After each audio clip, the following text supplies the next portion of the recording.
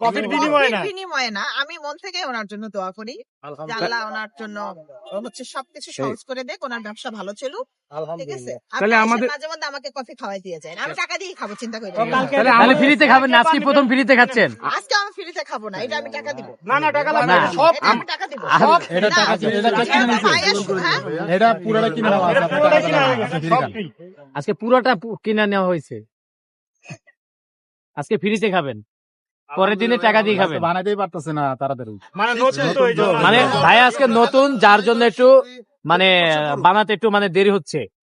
সবাই ওয়েট করে, ভালো জিনিস হোমমেড খাবার খাইতে হলে একটু ওয়েট Wait করতে করতে হয়, হয়। এটাই। এত অধৈর্য হইলে কোনো কিছু হয়? হয় না। তার মানে সিমিয়াপুর তাই এখানে না, আমার হোমমেড হাঁসের মাংস খাইতে হলে একটু ওয়েট করতে হয় না? বলেন, আমি রান্না করি, লাইভে রান্না করি, তারপর হচ্ছে আপনাদের খাওয়াই, মজার মজার খাবার খাইতে হলে ওয়েট করতে হয়। তাহলে ইউটিউবাররাও কি হোমমেড?